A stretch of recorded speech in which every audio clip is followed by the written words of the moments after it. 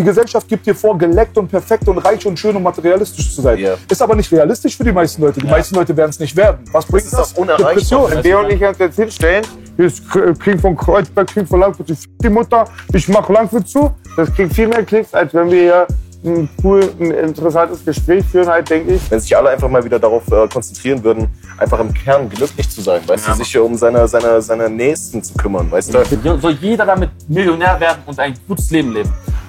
Aber diejenigen, die das machen, die sollen sich dieser Verantwortung auch ein bisschen bewusst sein. Heutzutage hast du kleine Kiddies, die im Alter von 6 Jahren so eine Musik hören. Ne? Hast du vollkommen recht. So, letztes Mal meinte meine Freundin, der Arzt braucht eine Stuhl, eine Urin und eine Sperma. Boah, ich gebe ihm meine Shorts mit. Die Künstlerin, die ist so eigentlich auch die erfolgreichste Künstlerin im deutschsprachigen Bereich. Und Shirin David oder Loredana? Heutzutage ist nicht das erfolgreich, was gut ist. Es wird als gut gegolten, wenn du erfolgreich bist.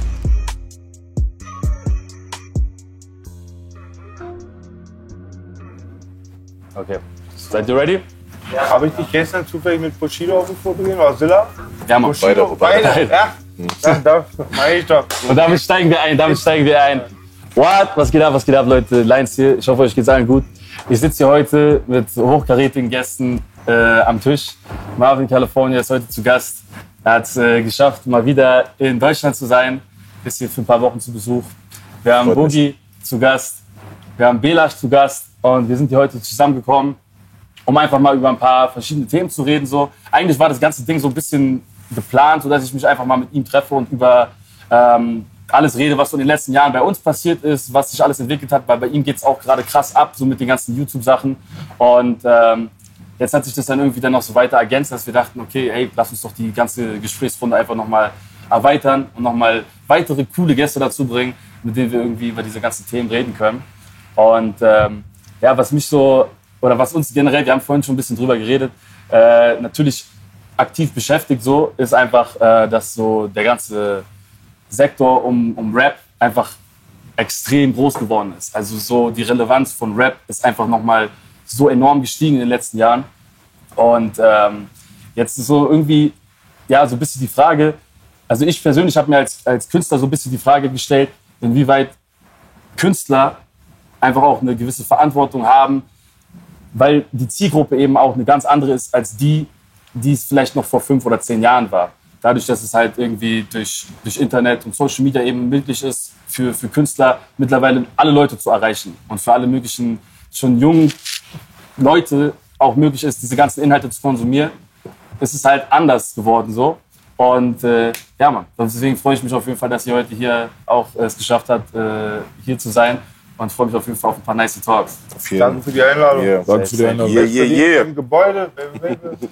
Deswegen, also um da direkt mal so reinzuspringen, das Thema, sage ich mal so, wie ich es gerade eben schon gesagt habe, so, ich glaube, dass so, und das haben wir vorhin auch schon so ein bisschen kurz, als wir uns vorhin getroffen hatten, besprochen, dass Deutschrap einfach wirklich mittlerweile einfach das prägnanteste oder das relevanteste Genre in Deutschland ist, so, weißt du?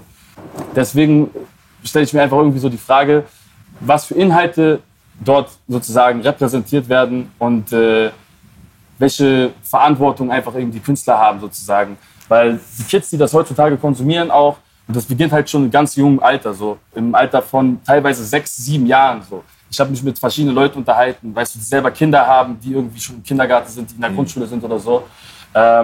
Und die dann mit Rap teilweise auch schon konfrontiert werden. Und dann sind dort Inhalte wie Nutten, Drogen, Gewalt und so. Und die können das teilweise gar nicht differenzieren. So. Und deswegen würde mich mal interessieren, wie ihr das so seht.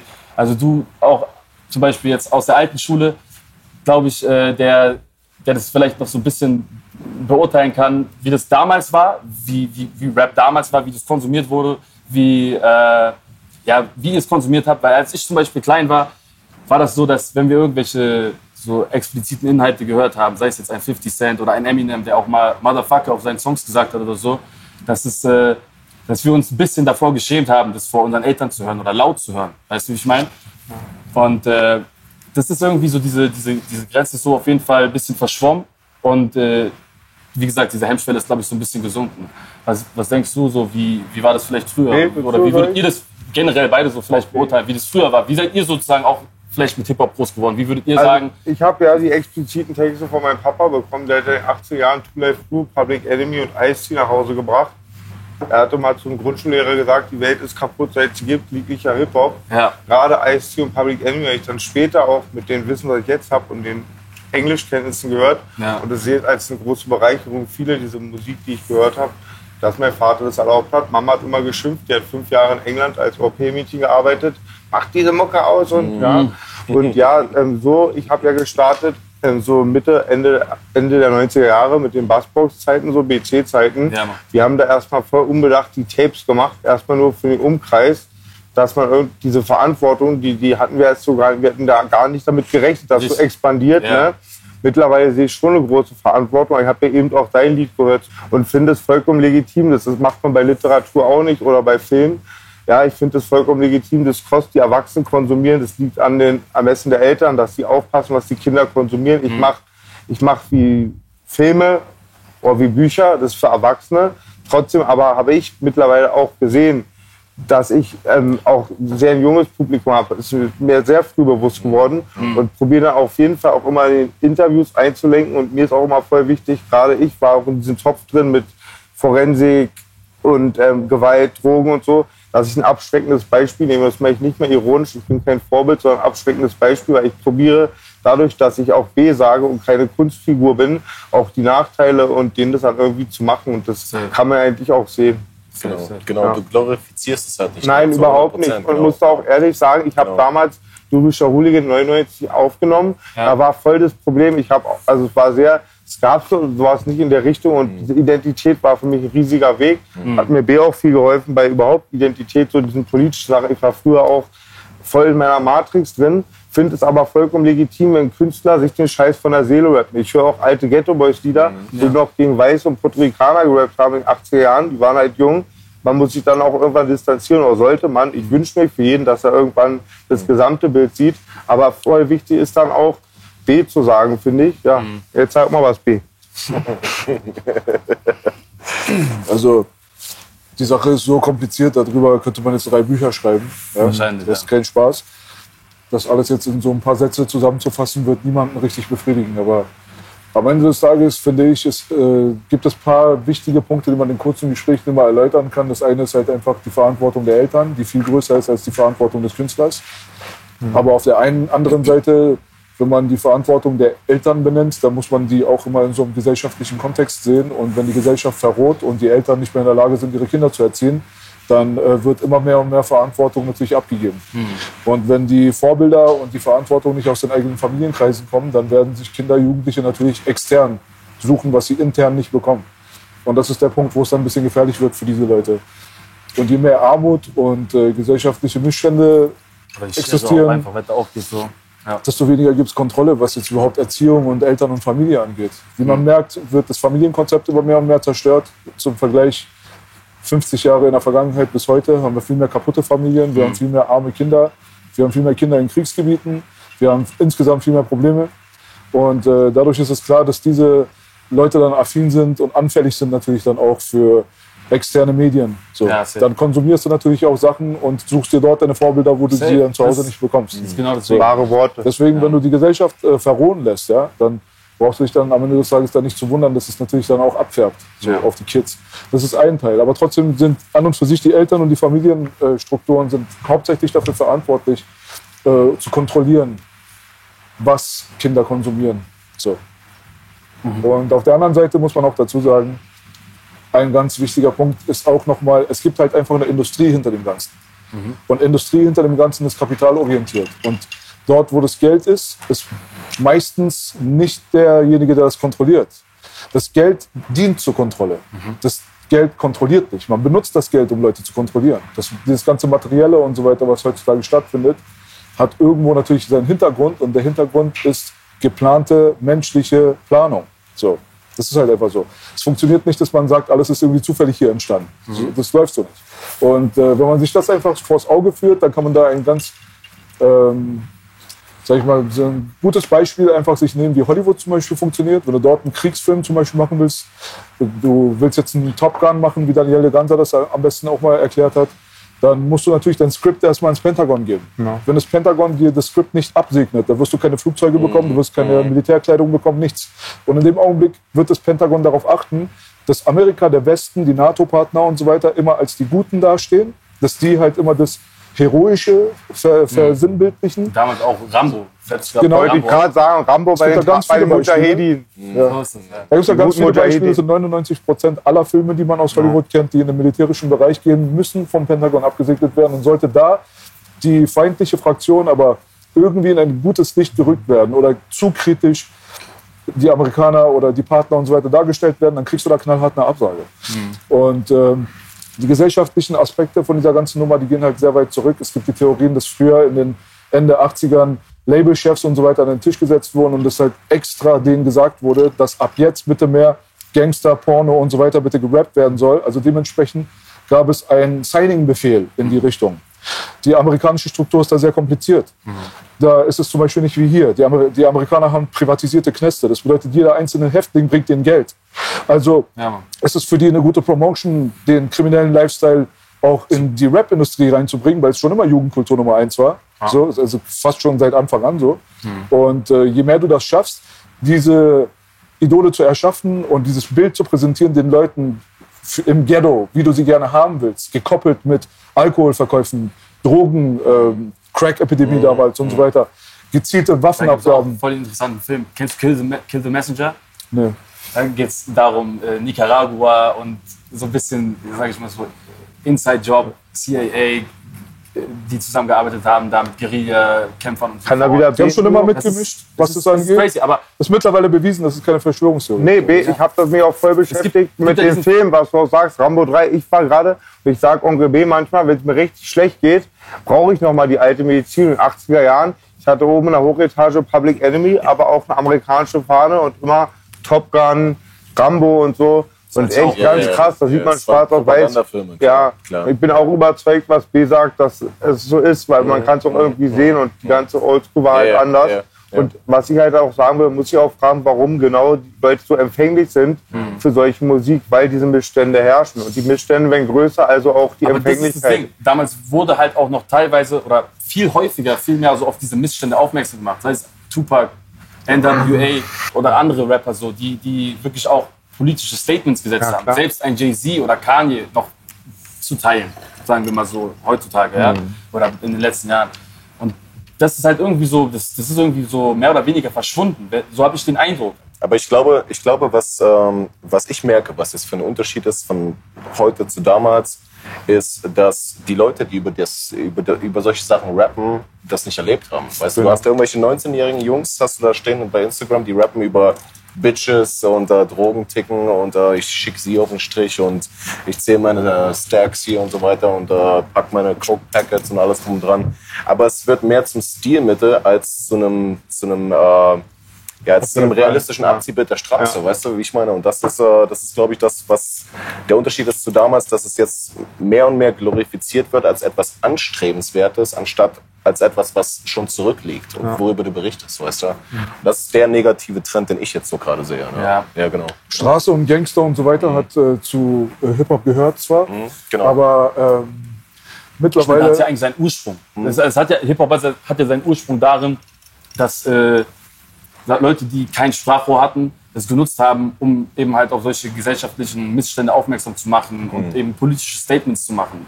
So, weißt du? Natürlich, Rap war auch schon immer auf eine Art provokant und polarisierend, so. Aber mittlerweile geht es halt, finde ich, so ein bisschen in die Richtung, dass es sehr, sehr monoton wird und dieses so ein bisschen, dieses Ethische oder dieses Menschliche immer mehr verloren geht. Vielleicht ist es auch einfach nur ein Abbild so von generell der Gesellschaft. Oder es spiegelt sich halt einfach gerade, oder es findet einfach gerade erstmal sogar so sozusagen nur in der Musik statt. Und das ist so eigentlich habt ihr mir jetzt gut die Vorlage gegeben, so die Frage, so, die ich mir selber voll oft gestellt habe, die ich auch schon mit vielen Leuten diskutiert habe. So, weißt du? Na, MCs werden ernst genommen anhand ihrer Klicks, ihres Erfolgs. Genau. Und das kontrolliert halt die Industrie. Dabei sieht die Katze im Schwanz. Eigentlich kontrolliert das Geld das, was passiert. Weil ich Mir sagt das ja gerade. Und Menschen kontrollieren das Geld. Ja. So, und ich meine, wir brauchen nicht darüber reden. So. Es hat einfach extrem Wandel stattgefunden. So. und in Zeiten von diesen ganzen Streaming-Plattformen, was an sich, das ist eigentlich so mein Punkt, den ich hier klar machen will, so, oder den ich so diskutieren will. Ich finde es, ihr kennt doch diese Leute, die sagen, jeder wird heutzutage Rapper, Schrott, das ist voll scheiße und so. Aber ich sage, es ist eigentlich voll die geile Sache, es ist voll die Perspektive, die uns irgendwie als diese neue Generation gegeben wird, dass Leute die Möglichkeit haben, sage ich mal, mit ihrer Kunst sich auszudrücken und damit vielleicht sogar Geld zu verdienen, davon zu leben. Aber ja, in den Fällen wird es halt einfach viel zu selten irgendwie zum Positiven genutzt. Und das ist so das Problem, was mich irgendwie, was mich beschäftigt so. Und dann kommt halt hinzu, dass man eben halt solche sogenannten Hypes eben halt auch definitiv, das ist faktisch bewiesen, das weiß ich aus allererster Hand, die kannst du generieren. Wenn du genug finanzielle Mittel hast, dann kannst du dir echte YouTube-Klicks kaufen. Das sind auch keine Fake-Klicks, sondern du kannst ganz entspannt über Google Ads kannst du deine Anzeigen schalten, sodass das 1 Million Leute innerhalb der ersten paar Tage sehen. Brauchst du halt einfach nur gewisse Summen an Geld. Und so läuft es halt ab. So werden halt dann eben halt auch teilweise diese Newcomer direkt dort schon größer gemacht, als sie eigentlich sind. Weißt du, wie ich meine? Und das ist halt irgendwie so ein gefährlicher Cocktail, so, weil die Kids, die das dann konsumieren wiederum, also alleine schon die Artists werden ja auch jünger so und das ist ja an sich kein Problem, aber die können damit teilweise auch noch nicht umgehen so und die Kids, die das dann wiederum konsumieren, die werden auch noch jünger, viel jünger, als wir das damals so konsumiert haben. So. Wie gesagt, die fangen schon im jungen Alter, 5, 6 Jahren an, solche Inhalte zu konsumieren und die können nicht unterscheiden, was ist jetzt... Die kennen die Wörter nicht teilweise. Erstmal das, gutes Beispiel, ich habe mir das sogar vorhin erzählt, mir hat eine Freundin, eine Bekannte hat mir erzählt, dass ihre beste Freundin, die arbeitet im Kindergarten.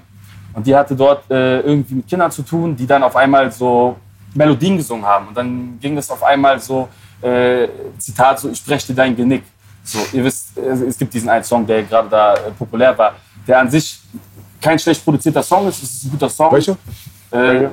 Ich will jetzt heute keinen Namen nennen. Also lass uns mal heute versuchen, keine Namen zu nennen, das ist immer nicht so cool, aber es ist eine Künstlerin, die ist so eigentlich auch die erfolgreichste Künstlerin im deutschsprachigen Bereich. Shirin David oder Loredana? Zweite, aber okay. Gut, jetzt haben wir es dann auch so klargestellt. Ja. Und die hat diesen Song gemacht so und Kids, die halt 5 Jahre alt sind, 6 Jahre alt sind, die singen halt, ich breche dein Genick, so Spaß einfach im Kindergarten zu ihrer Erzieherin. Weißt du, wie ich meine?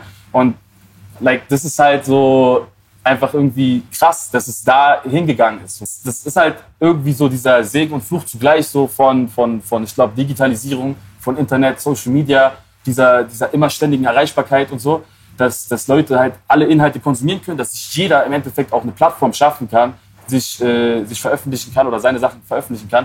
Und ich finde, das ist an sich cool. Ich finde das geil. Ich habe ja selber die Vorzüge dadurch auch genossen. Ich bin vor ein paar Jahren noch selber, oder selbst noch vor 1,5 Jahren, habe ich noch selber gearbeitet. Mittlerweile muss ich nicht mehr arbeiten, weil es mit Musik sozusagen so läuft, dass ich davon meine Rechnungen zahlen kann. So. Und das funktioniert nur dadurch, dass es sozusagen solche Dinge gibt, wie auch so Streaming-Plattformen, YouTube und ähnliches Social Media, die dafür sorgen, dass du halt diese Kanäle hast. Und deswegen geht es halt heutzutage auch viel, viel schneller. Leute, die vielleicht heute 1000 Follower haben, die können innerhalb von Monaten können die sich eine Basis von 1 Million Follower aufbauen. So. Und dann muss man halt schauen, okay, als Gesellschaft, so finde ich, wie man sozusagen damit auch verantwortlich umgeht. Wisst ihr, wie ich meine? Und auch Verhaltensmuster, die dann sind, oder Inhalte, die auch irgendwie gespreadet werden, so, dass die dann auch kritisiert werden, wenn es einfach zu weit geht. Also einfach sozusagen so diejenigen, die sozusagen im Spotlight stehen, wie es damals vielleicht noch vor 10 Jahren oder vor 20 Jahren noch Leute wie, was weiß ich, eine Britney Spears oder Backstreet Boys oder so waren, die halt schon auch diese Pop-Ikonen waren, aber die waren halt, auch wenn die vielleicht ihre Sachen gemacht haben, oder ein Michael Jackson oder andere Leute so, trotzdem so war das am Ende des Tages trotzdem noch ein positiver, also es waren häufig positiver Impact, die Songs gemacht haben, meiner Meinung nach. Die Leute, die dieses konsumiert haben, sind dort mit einem positiven Gefühl rausgegangen. Und heutzutage sind halt sehr, sehr viele Inhalte so negativ gepolt. Und ich frage mich, warum ist das so dazu gekommen? Ist es vielleicht so unausweichlich? Vielleicht sind die Leute einfach darauf aus? Vielleicht ist es für die interessanter? Ich meine... Ich würde jetzt, Michael Jackson packe ich da nicht rein, aber Britney Spears würde ich eher sagen, nicht positiv, sondern eher Mainstream, eher halt leichte Kost halt.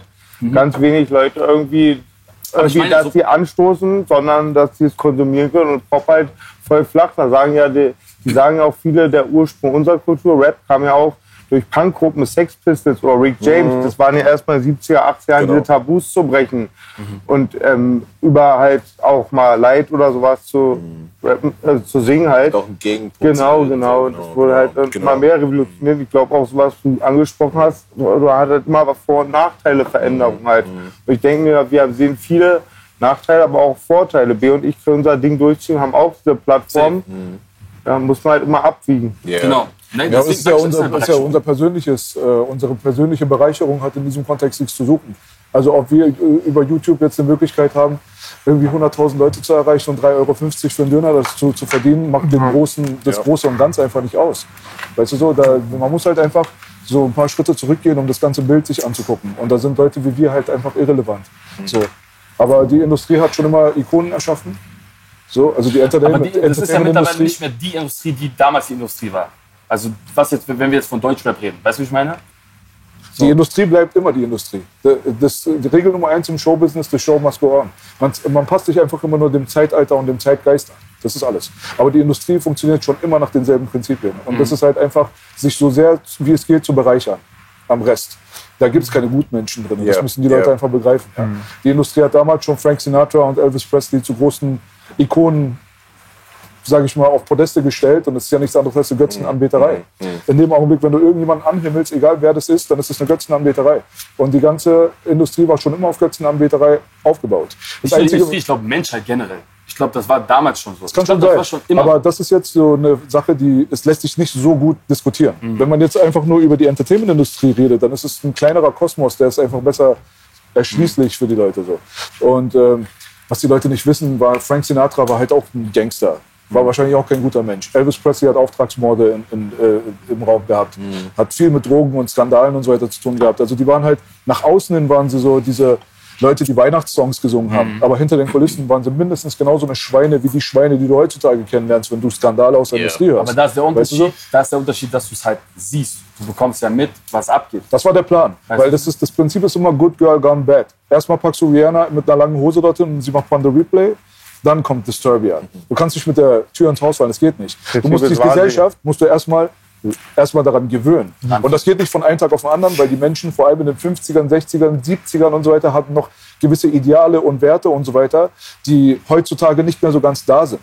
Und das ist halt, deswegen meine ich ja, es ist eine total große Geschichte, die so gesellschaftliche Hintergründe hat, die sehr, sehr schwer zu begreifen sind, wenn man es einfach nur eine 1,5 Stunden Talk machen will.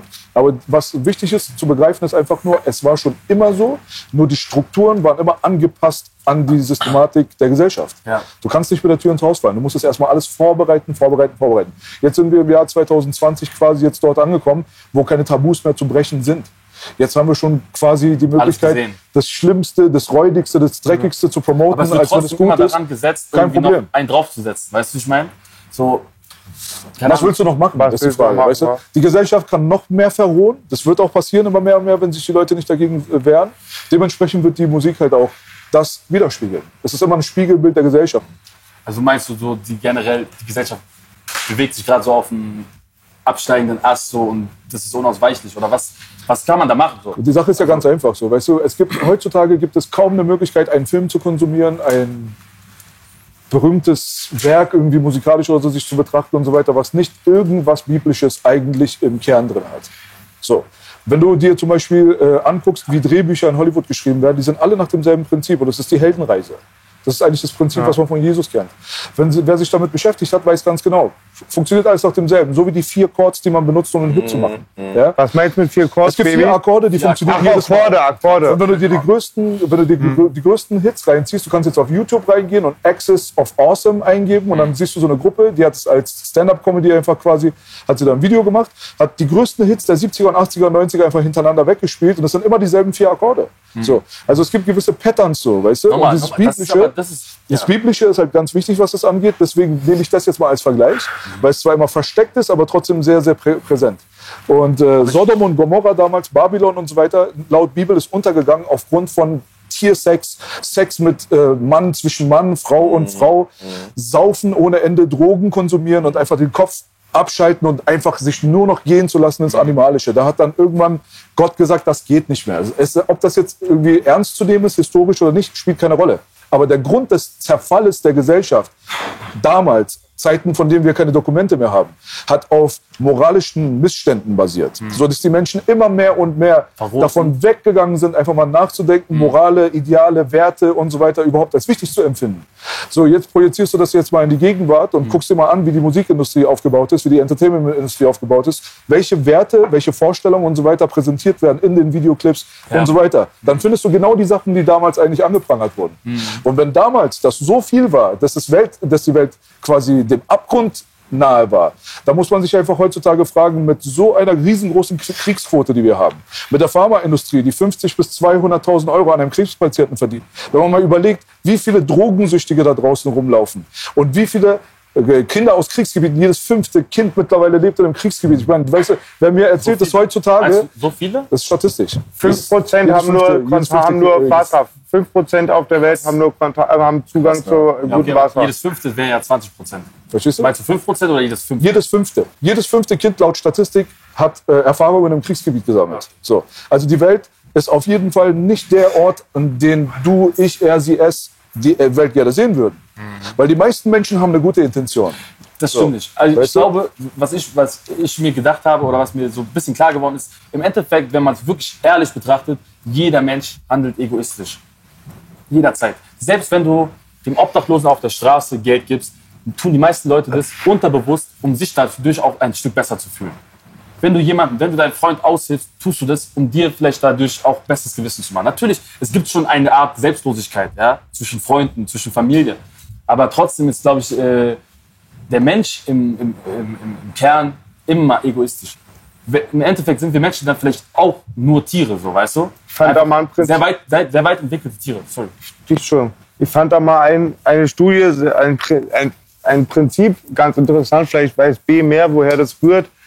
Aus Amerika sind ja diese 5%, vielleicht weißt du mehr darüber, aber die sagen manchmal interessante Sachen. 85% der Menschen lassen sich manipulieren, 10% durchschauend, benutzen es nur für sich, rein egoistisch.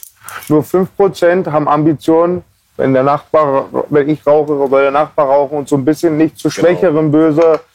Und halt, ja, fand ich weiß nicht, woher es rührt, aber es kommt mir ein bisschen vor. Solche Sachen sind gar nicht messbar. Ich frage mich, wie die Leute sowas messen. Warst du jetzt irgendwo im Indien im Dorf und hast die 1 Milliarden Leute oder die 1,5 Milliarden Chinesen jetzt alle analysiert? Es ist so genauso wie eine Box in die Haushalte zu stellen, in 5.000 Haushalten hier in Deutschland und dadurch dann die TV-Statistiken zu ermitteln. Das funktioniert in dem Bereich vielleicht ganz gut, aber dadurch, dass wir so viele Dunkelziffern haben, was die Menschen auf dieser Erde angeht, du weißt nicht mal, wie viele hier rumlaufen. Das ist halt so das Ding. Ich meine nur, viele lassen sich manipulieren. Viele lassen sich manipulieren, denke ich. Also der Mensch ist auf jeden Fall sehr, sehr leicht manipulierbar, aber das liegt halt auch an seiner unschuldigen Naivität teilweise. Wir kommen auf diese Welt und vertrauen einfach, weißt du? Wir kommen auf diese Welt und denken erstmal, der Arzt ist dafür da, um uns gesund zu machen. Der würde uns niemals irgendwas spritzen, was uns krank macht. Das geht gar nicht. Der Politiker, der würde sich niemals Geld einstecken oder einen pädophilen Laptop irgendwo unterm Tisch haben. Das geht gar nicht. Ich war so geschockt. Bis zu einem gewissen Alter habe ich selbst das zu 100% auch geglaubt. So. Erst im Erwachsenenalter habe ich erst mal angefangen, mich mit gewissen Sachen auseinanderzusetzen und dann hat die Matrix langsam einfach keinen Sinn mehr gemacht. Ja? Aber trotzdem kommen wir mit einem Urvertrauen auf die Welt, was halt ganz wichtig ist für die Menschheit, so, für diese Menschlichkeit. Und das wird natürlich von den Leuten, die das durchschaut haben, die die Psychologie dahinter schon seit langem kennen, wird das natürlich ausgenutzt und missbraucht. So, weißt du so? Deswegen, ich würde den Grundansatz eines Menschen nicht als negativ empfinden, sondern einfach als neutral. Ein Mensch kommt erstmal auf die Welt und ist weder gut noch böse, weißt du? Ja, ich würde auch, also das ist voll so auch eine interessante Frage. So, gibt es überhaupt Menschen, die im Kern schlecht sind? Oder ist jeder Mensch von Grund auf neutral? Ich glaube nicht. Hat es nur was mit seinen Umständen zu tun? Ja. Ob er vielleicht in Armut aufwächst? Gesellschaftlich schwierig. Ich würde gerne auf einen Punkt mal zurückkommen. Du bist viel mehr zufrieden dann mit weniger. Ne? Wenn du gar nicht diese Aussicht hast, hier irgendwelche Reichgüter zu bekommen oder so, sonst was, weißt du. Und es hat wahrscheinlich auch viel damit zu tun, dass wir einfach zu viel haben. Ne? Wir haben ja heutzutage, guck mal, ich sehe das ja bei mir zum Beispiel in Amerika, du gehst in Walmart und du hast ein fucking Ketchup-Aisle. Ne? Also du hast ein ganzes Regal voller Ketchup. Ne? Ja, da stehen 80 verschiedene Ketchup-Sorten, die sind irgendwie im Preissegment zwischen 79 Cent und $1,09. Ne? Also das ist alles die gleiche Scheiße. Im Prinzip genau, so aufgebaut. Genau. Dieses Special... Ja, und das ist völlig krank. Ne? Du wirst da erschlagen mit sowas. Ne? Und dann hast du natürlich die gleiche Scheiße auch auf Social Media. Du hast 200.000 verschiedene Insta-Models, die dir da vorleben, dass sie die reichsten Motherfucker der Welt sind und so weiter. Ne? Und dann willst du natürlich auch das erreichen, so, weißt du. Und ich glaube, dadurch wird so eine Ellenbogengesellschaft mehr und mehr gefördert, so, weißt du. Wenn sich alle einfach mal wieder darauf konzentrieren würden, einfach im Kern glücklich zu sein, weißt du, sich um seine Nächsten zu kümmern, weißt du. Einfach so eine Harmonie zu haben in seinem kleinen Kreis, in seinem kleinen Waltungskreis, was du als Mensch, als Individuum machen kannst, weißt du. Du kannst nicht die Welt verändern, du kannst es nicht und du kannst es nicht. In deinem kleinen Kreis, das meine ich jetzt. Sogar in einem größeren Ausmaß. Ja, genau. Also zwei Sachen, dein kleiner Kreis ist auch Teil der Welt. Genau, das ist der Beginn, so, weißt du. Du kannst von deinem kleinen Kreis nach außen gehen. Aber ganz viel von dem, was du sagst, hier 200 Ketchup-Sorten, sind ja auch ein bisschen aufgebaut in der Welt, wo ich herkomme, wo du herkommst. Weil die zweite und dritte Welt ja auch da leidet. Also alle diese Luxus, den wir haben wir erreicht, weil die anderen drunter leiden. Und wir dachten ja, die ganze Welt sieht uns zu mit gegen das Eis, aber irgendwie, die wollen ja auch alle was. Genau. Und das nächste ist auch, was B gerade gesagt hat, ich war da so naiv damals in den 80er Jahren, was die Industrie angeht. Ich habe dann später erfahren, Bayer, alles, also ich sage jetzt 1000 Namen, von Nestle, Bayer, alle. Nicht so viele naja, Namen, wenn wir hier, ja gut, also sind wir hier. Ich weiß, ja, die ist zum Teil mit Nazi-Wissen aufgebaut. Die wurden 46 haben die Amnestie bekommen, durften da weiterforschen, Argentinien und boah, das ist alles so kriminell, die waren da alle drin. Manche sagen Messerschmitt und General Motors sind ähnliche Unternehmen, das ist so kriminell. Und ich war halt in den 80er Jahren voll naiv, da dachtest du auch, die Cola, der Weihnachtsmann ist rot, den hat die Cola rot gemacht. Das ist alles auch korrumpiert, aber ich war da auf jeden Fall voll in der Blase. Ich glaube, B sieht es auch sehr skeptisch, weil der halt auch nicht in den 80er Jahren... Das Ding ist halt so, dass die materielle Gesellschaft an und für sich halt nicht begreifen kann, dass durch Materialismus keine Form von persönlichem menschlichem Glück zu erreichen ist. Das ist für manche Leute ist es möglich, sein Glück zu verdoppeln und zu verdreifachen. Aber wenn du im Kern kaputt bist, ja, dann wird dir deine Rolex jetzt nicht weiterhelfen. Dann bist du halt ein Kaputter mit einer Rolex. Und ich glaube, das war's. Du freust dich 15 Minuten darüber und dann ist das halt, dann ist das so, dann ist das schon wieder, was will ich als Aber das sind nicht die Sachen, die dich jetzt wirklich innerlich glücklich machen, wo du denkst, okay, ich fühle mich jetzt wirklich so. Das funktioniert nicht. Weißt du, das sind so menschliche Faktoren. In dem Augenblick, wenn du keine sozialen Kontakte hast, die dich glücklich machen, wenn du keine Familie hast, die dich glücklich macht und wenn du keinen Lebensweg und kein Ziel hast, dich selbst zu verwirklichen auf eine gewisse Art und Weise, ja, dann wirst du unglücklich werden. Und was nützt dir dann dieser ganze Luxusreichtum? Dann kannst du in die dritte Welt dann gehen. Teilweise wirst du Dörfer und Städte finden, die haben nichts, aber die haben alle ein Smile im Gesicht. Such dir das in Deutschland. Ich habe auch mal letztens irgendwann so eine Statistik gesehen, die so dieser Glück, wie hieß das so, Glücklichkeitsindex oder sowas in der Art, weißt du? Da ging es darum, gemessen am Bruttoinlandsprodukt, wie glücklich waren die Leute. Und im Verhältnis war das so krass, weil ich glaube, auf einen der Top-Plätze war einfach Philippinen. Eins der ärmsten Länder der Welt, war eins der glücklichsten Länder trotzdem. So, die haben nicht viel, weißt du, so. Aber trotzdem, die leben so trotzdem in ihrem Kosmos in Einklang so. Die können trotzdem miteinander leben und die wissen das Leben zu schätzen. Was die haben, ist Familie. Was die haben, ist gutes Wetter. Was die haben, ist gutes Wetter. Ich schwöre. Das ist das Ding. Ich meine, das ist auch bewiesen sogar, dass die Suizidquote in skandinavischen Ländern, Norwegen, Sonne, ne? Schweden, ist Vitamin und so, D. Ne? dass da einfach, weil da ist einfach teilweise ein halbes Jahr lang einfach mehr oder weniger keine Sonne. Das Schlimme ist, unsere Leute haben es nur so gefickt, dass jetzt selbst die Leute, die darauf verzichtet haben und da in ihren Kreisen leben, jetzt auch gefickt werden durch die Natur. Und Mutter Natur kriegt keinen Scheck in die Hand und sagt, ist gut. Da ist halt viel auch, dass diese Urvölker halt auch jetzt mit betroffen sind. Und was wir jetzt gerade besprechen, ist Kategorie erwachsene Themen. So. Ja, du kannst jetzt mit dem Gespräch, was wir jetzt hier gerade aufbauen, kannst du jetzt nicht dem Otto normal Mero-Fan, der in der Grundschule sitzt, kannst du hier nicht begeistert, weil man muss erstmal auch die menschliche Reife erreichen, um für solche Sachen überhaupt empfänglich zu sein. Genau, aber was ich finde, ist trotzdem, dass man die eine Seite, der Künstlerseite sozusagen, vielleicht so ein bisschen kritisch entgegengeht, so, dass man sagt, hey, guck mal, ihr habt einfach eine Reichweite von mehreren Millionen Leuten, ihr erreicht Millionen von jungen Leuten, die einfach mehr oder weniger die Zukunft der Gesellschaft sind. Und was ihr denen an Inhalten vermittelt, wird in Zukunft auch relevant sein. Und auf der anderen Seite die Konsumenten, die Zuhörer, die man sozusagen darüber einfach mal informieren kann, dass vielleicht nicht alles das, was dort was dort dargestellt wird, auch 1:1 genauso dem entspricht, was dort gesagt wird. Weißt du, wie ich meine? 100%ig verstehe ich deinen Ansatz, nur deine Kritik geht in Richtung der Oberfläche. Der Krieg wird an der falschen Front ausgefochten, wenn man jetzt die 20-jährigen Rapper jetzt nimmt und sagt, denk mal ein bisschen über deine Verantwortung. Meinst du ehrlich? Ja, weil guck mal ganz kurz, lass uns mal darüber diskutieren. Weil die sind austauschbar. Der eine kommt, der andere nein, hör mal. weißt du? Natürlich, ja, auf eine Art schon. Nochmal, es kommt jeden zweiten Monat kommt der nächste große Newcomer in Deutschland. Ist doch auch cool. Wie gesagt, ich finde das ja geil. Ich gönne jedem seinen Erfolg. Das ist gar nicht die Frage. Soll jeder damit Millionär werden und ein gutes Leben leben.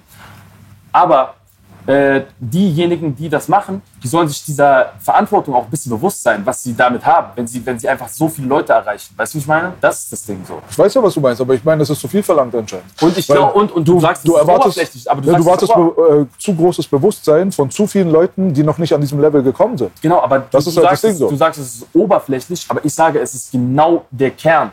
Weil ich sehe das. Ich sehe das bei den 6- bis 18-Jährigen, dass die extrem einfach, wie du heroisch gesagt hast, wie es damals vielleicht bei Hollywood-Produktionen ist es mehr oder weniger so, dass diese Leute, also irgendwelche Künstler, die heute vielleicht in den Top 10 Charts in Deutschrap sind, als ihre Vorbilder, als ihre Idole sehen. So, das ist ja einfach richtig. So. Und deswegen haben die einen krassen Einfluss darauf. Guck mal, das Ding ist halt so, die Oberfläche sind die Rapper, weil es ist auch wie überall Musiker, anders. Nicht so Rapper, Musiker die generell, Rapper, Musiker, was weiß ich nicht was, alle diese kapitalistischen Strukturen funktionieren nach demselben Prinzip und es ist die Pyramide. Und in dem Augenblick, wenn du unten halt die große Masse, wenn du die halt dafür verantwortlich machen willst, was vom kleinen Kern oben kontrolliert wird, dann fechtest du deine Kriege an der falschen Front aus.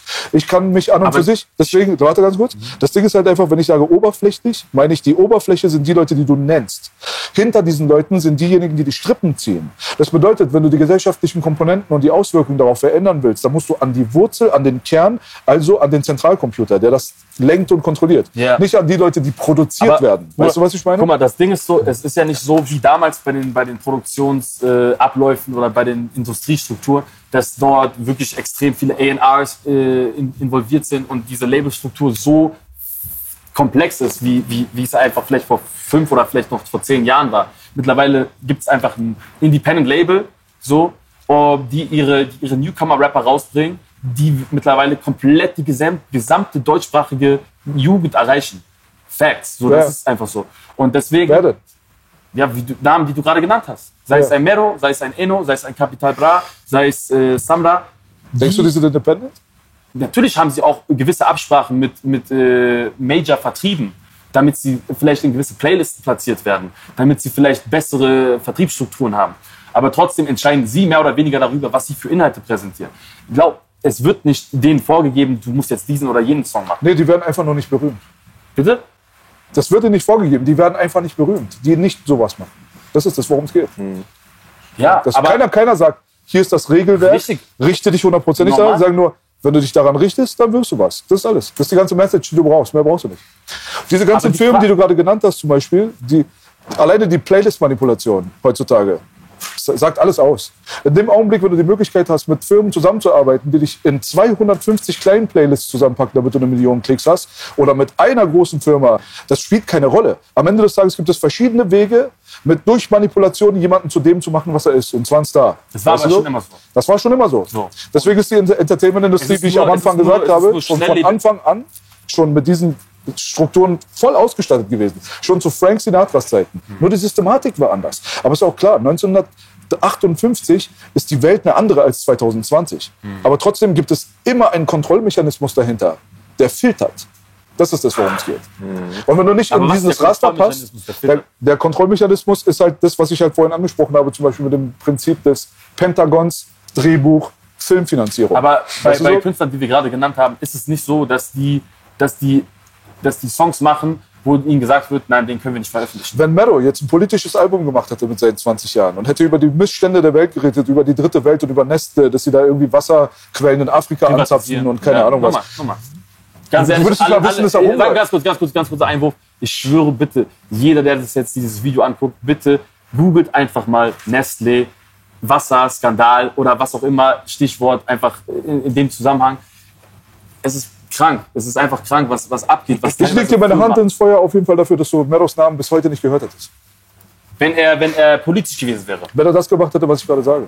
Materialismus ist zurzeit in, wenn du in dieser Materialismus-Schiene stattfindest, die Rolex, Gucci, Lambo-Abteilung und so weiter, weißt du so? Das ist halt das, was die Leute davon fernhält, zu denken. Das verstehen die Leute daran nicht. Das ist so ein einfaches Prinzip aus dem alten Rom. Es ist einfach Brot und Spiele. Gib den Leuten einfach nur die Verdummung für den Kopf und dann stellen sie keine Fragen. So wie damals die Gladiatoren gekämpft und wie mit den Hexen. Da kommt das her. Also ich meine, da kommt das her. Das Kolosseum wurde nur dafür gebaut. Damit die Eliten chillen können und das Volk beruhigt wird, damit die Leute unter sich Brot und Spiele fürs Volk. Okay, aber trotzdem so, meint ihr, das ist einfach, dass dieser Mechanismus, wir sind so hunderte Jahre hinterher, also hunderte Jahre später. Meint ihr nicht, dass wir mittlerweile auch eine gewisse, nicht Verantwortung, sondern auch eine gewisse Kraft einfach haben, dem so ein bisschen entgegenzuwirken? Weißt du, wie ich meine? Dass man einfach mal, dass schon, so wie du gerade gesagt hast, dass auch Künstler, wie wir gerade genannt haben, dass die in der Lage sind, eben halt auch politischere Statements zu machen, auf Missstände aufmerksam zu machen, anstatt nur über die nächste Rolex oder die nächsten Nutten im Koks im Hotelzimmer zu rappen. Das ist gegen Windmühlenrennen zurzeit. Es gehört viel mehr Organisation und Vorarbeit dazu. Solange 5 bis 8 Firmen aus Amerika 90% der Medieninhalte der Welt kontrollieren, was Facts sind, so, hast du es einfach mit einem Gegner zu tun, der von mir und dir schwer zu besiegen ist. Also was muss man machen? Man muss erstmal Aufklärungsarbeit betreiben in seinen eigenen Kreisen, wie du gerade gesagt hast. Man muss erstmal reden, man muss erstmal den Leuten erstmal die Perspektive erstmal zeigen, die da ist. Vielen Leuten ist es nicht bewusst, in was für einer manipulierten Welt sie leben. Das ist halt das Ding so.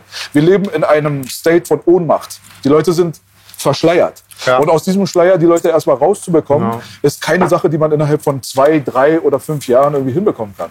Und solange ich glaube ehrlich gesagt, es geht schneller als jemals zuvor. Das Ding ist, das ist ja das Ding. Durch Social Media, durch das Internet, durch Digitalisierung bist du in der Lage, Leute so schnell von dem Gegenteil zu überzeugen. Stichwort Wahlkampf USA. So, was wurde da alles manipuliert? Es gibt doch so voll die krasse Dokumentation auf Netflix. Cambridge. Kommen die Konsequenzen, wenn sowas rauskommt. Weißt du, was ich meine? Aber passieren tut. Genau, wie er sagt. Passiert ja nicht. Hat da keinen Bock drauf. Man denkt, jetzt gehen alle auf die Straße. Jeder kann den Leuten jetzt alles erzählen, wie es wirklich tatsächlich stattfindet. 2 Tage später läuft die STS. Weißt du, dann trinkst du dein Bierchen und dann guckst du halt, morgen früh muss ich aufstehen, weil mein Leben ist hart. BB sagt, ja. Das ist halt einfach schwierig für die Leute. Was geht ab? Ich habe gesprengt, ich musste auf Toilette. Marvin war auch mit. Das war nicht schweres Thema, hat der Arzt gesagt. Ich habe gehalten, genau. Kleine Pinkelpause auf jeden Fall. Wir sind wieder back jetzt hier. Und wir steigen direkt wieder rein ins Thema. Wir waren jetzt gerade bei dem Thema angekommen, so, dass vielleicht Artists, die heutzutage sehr, sagen wir mal, oberflächliche Inhalte veröffentlichen oder präsentieren, so materialistische Inhalte, wenn sie eher politische Statements machen würden oder gesellschaftskritische Sachen machen würden, dass sie vielleicht nicht den Erfolg genießen würden, so, den sie genießen auf jeden Fall. Heute so. Ist ja selbstverständlich. Du musst ja den Output irgendwie flach halten, dass sich nicht Leute angestoßen fühlen. Das ist ja das Prinzip vom Mainstream. Leichte Kost, Baby, Baby, I love you läuft am besten. Yeah. Und dann halt, wenn du explizit für eine Gruppe irgendwie, also nicht für eine Gruppe, weil das ist ja auch heute das Problem des Lobbys, dass man immer Lobbys bedienen muss. Ich bin für die der Widerstand, ich für den. Aber ich finde, der Unterschied halt ist, wenn du halt gute Musik machst, vertrittst du auch irgendwie eine Meinung. Oder die Musik, die B-Lash und ich machen, hast du auch irgendwie Statements. Ja, aber du musst frei von Statements sein, halt, dass die ganze Welt zu deiner Melodie tanzt. Denke ich. Ich denke mir sowas. Melodie ist auch das Wichtigste in der Musik. Genau. Und meinst du, B-Lash, sowas wie Tupac kommt nochmal, dass einer so ein Star ist und das so benutzt, um revolutionär zu sein? Ich habe keine Kristallkugel, aber zurzeit wird das nicht promotet. Ja. Deswegen bringe ich euch Tupac aus Kreuzberg. Weil es nicht erfolgreich ist, weil die Leute keinen Bock drauf haben? Nee, weil die Industrie das nicht will. Die Industrie will einfach nicht. Das ist die einzige Antwort. Aber die Industrie ist ja im Endeffekt auch nur so das Abbild von der Gesellschaft, weißt du? Na klar, so... Nee, die Industrie formt die Gesellschaft. Ja, das wollte ich auch gerade sagen. Jetzt wäre ich wach. Nach der Pinkelpause. Weißt du so? Wir formen bestimmt nicht die Industrie. So, weißt du so? Das geht nicht. Die Industrie formt auf jeden Fall unsere gesellschaftlichen Komponenten und die gibt uns vor, was richtig und falsch ist, was gut ist und was schlecht ist und so weiter. Halt, das Ding ist halt so, wir haben es hier halt mit der Art von Magie einfach zu tun. Ja? Weil Entertainment-Industrie bedient sich einfach der 2 stärksten Formen von Magie, visuell und Audio. Wobei Audio noch stärker ist als das Visuelle. Weil sonst wäre bei einem Film zum Beispiel die Filmmusik nicht so entscheidend dafür, ob es sich horrormäßig anfühlt oder ob das witzig ist. Jetzt nimm mal irgendeine Szene von Freddy und mach mal die Schlümpfe dahinter. Die Kinder finden das nicht mehr so krass. Hitler hat Musik für sich benutzt. Alle Führer haben Musik für sich benutzt. Es gibt ja auch Soundtracks, zum Beispiel so Fake-Trailer von Mrs. Doubtfire oder so als Horrorfilm. Ne? Da hast du einfach so auf berühmte Szenen aus Mrs. Doubtfire hast du so einen Horror-Soundtrack gelegt. Das war voll der gruselige Film auf einmal so, ne? Voll krass so, weißt du? Ohne Wort. Und Gladiator als Comedy-Film und so weiter, das geht super einfach. Ne? Aber ich glaube, so dieses allgemeine Problem ist halt auch, dass Rap momentan aus dem Rap-Kosmos ausgebrochen ist. Weißt du, wie ich meine? Ja, wir haben halt, Rap ist die neue Popmusik. Es ist die Popmusik, genau. Und du hast halt so bei diesen, bei diesen Nachwuchsrappern, die wir gerade auch schon angesprochen haben, hast du halt nicht mehr viele Hörer dabei, die noch einen Biggie kennen oder einen Tupac kennen oder so. Ne? Das sind keine Leute, die sich mit der Kultur an sich beschäftigen. Das sind Leute, die schnelle Nummer wollen, so für zwischendurch, so, weißt du. Und die pumpen diese Spotify-Lists nicht wegen den Artists, weißt du. Die kaufen nicht in ihre Boxen, die kaufen nicht in ihren Merch oder so.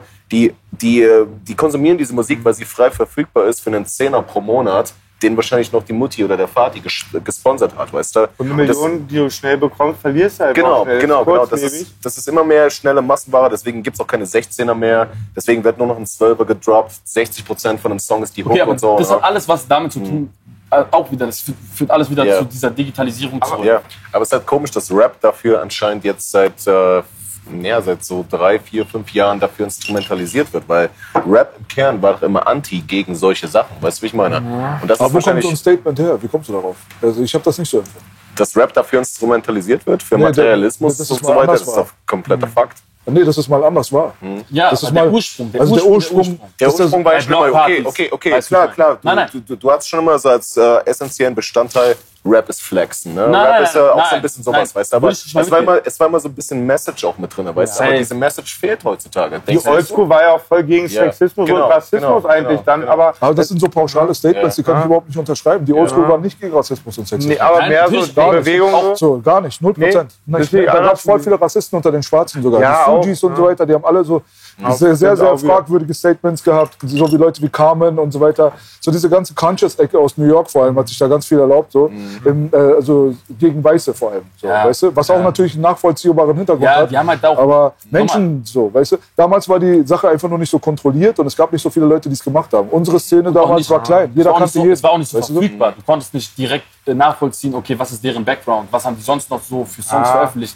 Da bin ich schon ein bisschen recht, das gab es schon immer, nur ich meinte, ich kannte halt auch wirklich, die dagegen waren. Safe. Und das meine ich halt aber auch. Aber die gibt es heute auch. Stimmt, aber nur weniger. Da kommen wir wieder auf das Thema zurück. Ich gehe auch damit so. Wenn wir, also ich hoffe, dass wir da uns einen gemeinsamen Nenner finden, dass schon so, dass Rap den Ursprung oder Hip-Hop den Ursprung darin hat, so, dass es eben auch politische Statements gesetzt hatte. Für diejenigen, die einfach das als Sprachrohr genutzt haben, die eben keine Stimme hatten.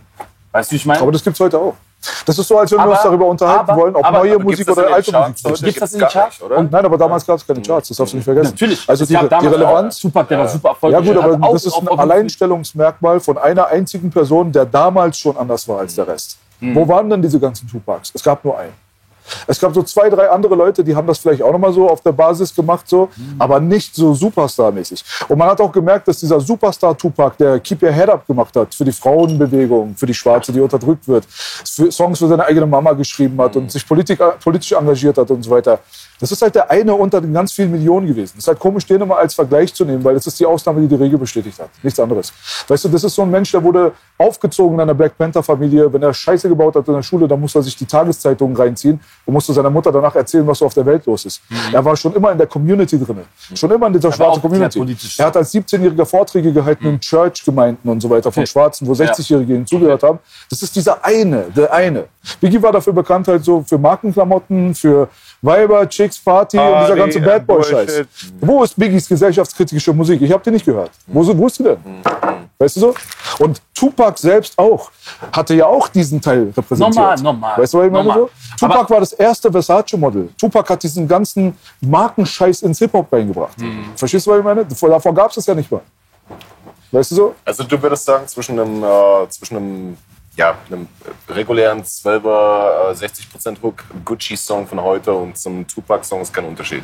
Riesengroßer Unterschied, aber nicht zu Keep Your Head Up oder so. Sorry, nicht zu Hit 'em Up oder so. Okay.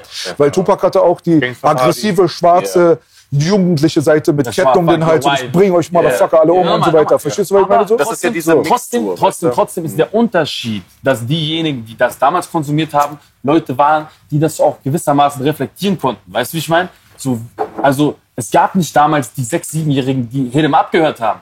Aber es gibt heute die 6-, 7-Jährigen, die hören halt diesen Deutschrap. Aber es gab die 6-, 7-Jährigen, die Hit 'em Up gehört haben in Amerika. Nein. Doch, gab es, ganz viele. Doch. Guck mal, wir haben Freunde aus Amerika, Ja, ich auch. sehr viele. Die verbieten ihren Kindern schon, seit sie klein sind, Hip-Hop zu hören. Das sind Schwarze, die sind aus dem Ghetto, aus dem Baltimore, der eine ist Police Officer und hast du nicht gesehen. Ich kenne viele Leute da drüben. Normal. Und die haben ganz viele, haben das gleiche Problem gehabt wie wir. Für uns ist dieses Problem einfach nur neu, weil wir fremdartige Musik aus einer fremden Sprache konsumiert haben. Ja. Für uns ist es jetzt nur neu, dass unsere Sprache jetzt auch noch den Kindern zugänglich ist. Weil hätten wir diese Hip-Hop-Sachen, die wir damals konsumiert haben, hätten wir die alle verstanden, was wir nicht gemacht haben. Wäre ein ganz anderes Game. Doch. Das Ding Weißt du ist so? sogar, guck mal, ich bin wirklich auch sehr englischsprachig aufgewachsen, deswegen habe ich sehr viele der Inhalte schon auch in jungen Jahren verstanden. Sei es ein 50 Cent, Eminem oder was auch immer, so, weißt du, wie ich meine? Und ich habe selbst sogar, es gab mal einen Lehrer an meiner Schule, er hat uns sogar die Aufgabe gegeben, wir sollen uns Song-Lyrics ausdrucken von unserem Lieblingssong. Ich glaube, ich habe ihn Candy Shop oder Just a Little Bit mitgebracht, weißt du, wie ich meine? Von 50, so. Er hat es uns übersetzt, komplett, der gesamten Klasse hat er uns diese Lyrics übersetzt. Wir haben uns alle ein bisschen darüber lustig gemacht, wir haben das ein bisschen belächelt und so. Aber trotzdem finde ich einfach auch die Art und Weise, wie es kommuniziert wurde, wie es dann auch im Endeffekt umgesetzt wurde und produziert wurde, war sehr viel so ästhetischer und künstlerischer, als es heute ist. Heute wird nicht mehr diese Metapher benutzt für gewisse Themen, so weißt du, oder für gewisse Tätigkeiten, die du machst, sondern es wird einfach straight gesagt, ich chill mit den Nutten auf dem Hotelzimmer und baller mir eine Line Flex, so. Weißt du, Ja, was ich meine? Das ist einfach so. Das gab es aber auch schon damals. Ne? Es gab auch mal schon die Das war der aber ich bin der dominante Meinung, Anteil. es war nicht so leicht abrufbar. Weißt Ja, du, ich meine? Mann, safe. Guck mal, heutzutage hast du Spotify, YouTube, jeder kleine Schwanz hat auch heutzutage ein Smartphone. Ne? Und da setzt du dich halt hin, so packst dir so ein paar Kinder-Apps drauf und denkst, das ist Erziehung. Ne? Aber damit hat sich's halt nicht. Ne? Und du hast halt, heutzutage hast du kleine Kiddies, die im Alter von 6 Jahren so eine Musik hören. Ne? Hast du vollkommen recht. Kinder oder so hätten gar nicht die Chance, 3 Stunden irgendwo im Internet zu Ich glaube schon, dass Das hat halt keine Auswirkung. Ich glaube schon. Das hat keine schlimme Auswirkung. Wenn du aus einer guten Familie kommst, hat es halt keine schlimme Auswirkung. Ja, Da kannst du aber- auch mal früher einen Film sehen, der ab 16 ist, da kannst du auch mal Was 12 ist eine sein. gute Familie Weißt du für so? dich? Oh, eine gute Familie ist eigentlich relativ einfach zu erklären. Das ist halt einfach eine intakte Familie, die sich nicht zusammenhält, weil sie muss. Okay. So. Also wenn du eine glückliche Kindheit gehabt hast, in einem intakten Elternhaus, am besten keine Scheidungskinder, das wäre natürlich immer optimal. Und dass du halt viel Liebe abbekommst und Anerkennung und dass du auch dann gesagt bekommst, halt, dass du auch Sachen richtig machst im Leben, dass du nicht runtergebuttert wirst, dass dir dein Selbstvertrauen nicht zerstört wird und dass du aus deinen eigenen Kreisen halt gute Vorbilder dir ziehen kannst, wo du merkst, okay, Onkel Peter, das ist ein nicer Typ, so, der hat dies und das gemacht, weißt du so? Das sind halt solche Sachen, die existieren immer weniger und weniger. Ja, so wie wieder bei den so. Statistiken von Das meine ich. Genau. Deswegen, Das hat man recht. da beißt sich die Katze für mich überhaupt nicht in den Schwanz. Das ist der Kern der ganzen Sache. Die gesellschaftliche Verrohung, die strahlt auf alle Elemente. So. Und Hip-Hop ist nun mal eins davon, weil es ist Teil der Entertainment-Industrie, es ist Teil der Musik. So. Und es ist halt schon immer sehr, sehr wichtig gewesen. Was kannst du mit Musik ausrichten? Das ist, wie ich gesagt habe, es ist Schwarzmagie. Weil am Ende des Tages kannst du mit Musik, die Atmungspatterns eines Menschen manipulieren. Du kannst es hinbekommen, dass jemand im Kinosaal sitzt und kaum noch atmet, weil er eingespannt ist, weil da eine ganz spannende Horrorszene gerade. Das bedeutet, die Macht, die du auf die Emotionen und des Menschen hast durch Musik, also durch die Frequenzen, durch die Töne, ja, die ist unglaublich groß. Das wissen die Leute da draußen nicht, können sie auch nicht zum größten Teil wissen, weil sie sich mit der Materie nicht beschäftigt haben. Jetzt hast du es mit jemandem zu tun, der hat studiert auch noch.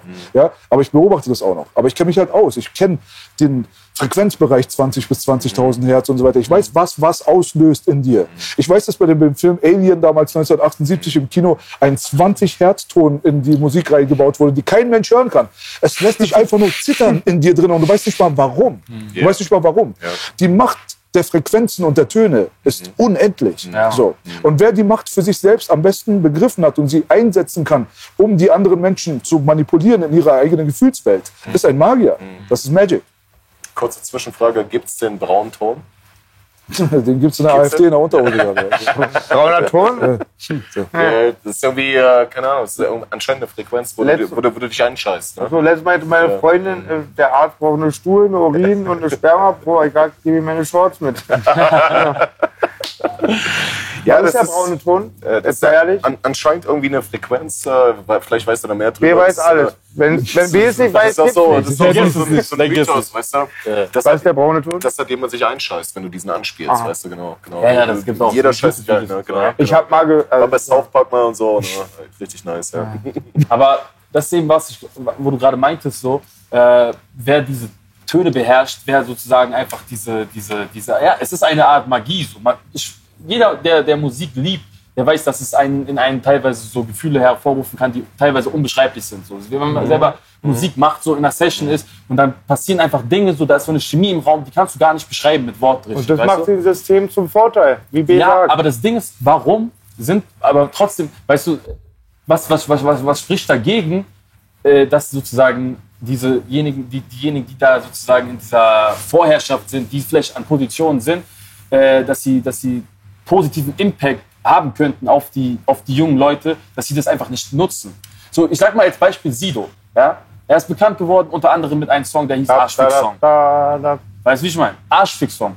Den habe ich auch als junger Erwachsener gehört, so, aber damals noch geheim, so auf Kopfhörer und so. Und war mir geheim. War so, ich hätte mir niemals erlaubt, das vor meinen Eltern zu hören. So, weißt du, als Kind so oder als du hast Respekt vor deinen Eltern, so. Immerhin. Alter. Weil es aber auch nicht mehr Kommerz angekommen war damals. So, und ne? das sind zwei Dinge. Das sind zwei Dinge. So. Einmal ist es dass es halt damals einfach noch viel mehr so ein Nischengenre war. Hip-Hop, seit wann ist Hip-Hop der Mainstream? Hip-Hop ist Mainstream seit vielleicht 4 Jahren, nicht mal, vielleicht seit 2, 3 Jahren sogar. Wir sind alle noch damit aufgewachsen, dass wir in Clubs gegangen sind, wo nur Ami-Rap gespielt wurde. Wenn uns jemand gesagt hätte vor 10 Jahren, du, Digga, in 10 Jahren wird der Mainstream Deutschrap sein und es wird überall Deutschrap gespielt. Andauernd. Hätte ich gesagt, Digga, niemals. Wisst ihr noch, wie das war? Damals so, dass Deutschrap eine richtig schwere Zeit auch hatte, einfach diesen Respekt zu bekommen von den Mainstream war es, aber es war nicht im Club. Nein, aber es war nicht Mainstream. Doch. Nein, seit der Agro-Berlin-Zeit ist es Jugendkultur noch eins. Ja, das waren aber Einzelfälle. Auch das heutzutage nicht, hast du in den Top 10 hast du 7 Rap-Tracks. Das war nie der Fall. Agro-Berlin war damals auch nicht Mainstream. Auch damals nicht, meiner Meinung nach, so Mainstream. Da beißt sich jetzt schon wieder die Katze in den Schwanz, weil was heutzutage, was ihr Leute wie ihr öfters mal kritisiert, wie ich es raushöre, ist einfach, dass das jetzt auch nicht mehr wirklich Hip-Hop ist. Aber dann auf der anderen Seite zu sagen, dass jeder Song in den Charts dann aber Hip-Hop ist, dann funktioniert das nicht. Nein, safe. Wenn du einen Song hast... Er hat dieses perfekte Zitat gemacht mit der Analyse der, sag ich mal, neuen Hits. Das ist mittlerweile kein Hip-Hop mehr, das ist Pop, das ist Schlager mehr aber oder was weniger. ist Pop? Ja, populäre Musik. Und Schlager hat einen gewissen Rhythmus. So, es hat gewisse Patterns, die du Aber verfolgst. populäre Musik hat keine Genre. Nee, normal nicht. So, aber Verstehst du, was ich meine? Alles kann Pop sein. Alles, was populär ist, ist Pop. Aber trotzdem, so, das Rap aus diesem Untergrundgedanken, aus diesem unterdrückten Gedanken sozusagen, oder aus dem Gedanken, das Unterdrückte sich sozusagen ausdrücken wollen, zu einem Mainstream-Genre geworden ist. Das ist neu. Das ist in Deutschland extrem neu. Das ist vielleicht seit 2, 3 Jahren echt erst so. So, und deswegen sehe ich da halt übertrieben diese Entwicklung und finde es halt so ein bisschen einfach so, ich sehe dem kritisch entgegen, weißt du? Weil ich sage, was ich schon vorhin gesagt habe, so, es ist doch geil, es ist doch nice, dass mittlerweile jeder Rapper werden kann. Dass es mittlerweile einfach ist, den Beat online zu holen, dass du dir ein Studio einfach aufbauen kannst und gleich deine Songs produzieren kannst und die haust du entweder direkt über den nächsten Vertrieb, Online-Vertrieb auf Spotify, Amazon oder iTunes so und kannst damit theoretisch Leute überall erreichen. Postest dann noch dein dein kleines Video auf Instagram. Du kannst mit so wenig Mitteln, kannst du mittlerweile so viele Leute erreichen. Und das war, ihr wisst es genau, damals war das ganz anders. Du hattest Privilegien. Es gab gewisse Leute, die hatten ein Studio. Du konntest nicht einfach so einen Song recorden. Damals war das zu 100% kontrolliert. Ja. Heutzutage ist es nicht mehr zu 100% kontrolliert. Es gab so voll viele Gatekeeper damals. Und das Ding ist, diese Barrieren sind alle weg. Ja, du brauchtest einen Nein, Major-Vertrag. auch das ging nicht anders. Ja, okay, doch. Wenn du damals in den 70ern Rockmusik gemacht hast, So, dann wirst du nicht berühmt ohne. Ging Aber, nicht. aber so, und mittlerweile ist es halt so, dass einfach wirklich jeder dahergelaufene, mehr oder weniger, diese ganzen Mittel zur Verfügung hat. Du kannst mit sehr, sehr wenig Mitteln kannst du einfach so... Deswegen gibt es auch so viel Schrott da draußen. Ja, so, sei da hingestellt. Vor- und Aber es gibt Nachteile. halt auch mehr geile Sachen. Schrott gab's aber schon. Erstmal muss man auch mal Props aussprechen, obwohl die mir musikalisch nicht so gefallen. In der Forensik-Zeit musste ich die mal pumpen, einen Zellen, oder so hat die mal gehört. Die bösen Onkels, nur jetzt von dem Weg. weil die waren ja auch immer, hatten kein Major Deal, die haben über Generationen sich Fans gesichert. Ich glaube, seit den letzten 5 Releases gehen die auch immer in die Platz, als Independent-Gruppe immer auf Platz 1 halt. Haben Böse Onkels nicht aber sogar auch irgendwie so rechte Züge oder sowas? Kann ich dir nicht genau sagen. Ich habe mich auch nicht so beschäftigt damit. Ich glaube, bei den Bösen Onkels war so, dass die, kann ich gar nicht sagen. I don't know, selbst ich würde sagen, vor 2008, klar, es war voll der maßgebliche Part oder ein maßgebliches Genre für die Jugendkultur, für die junge Hörer.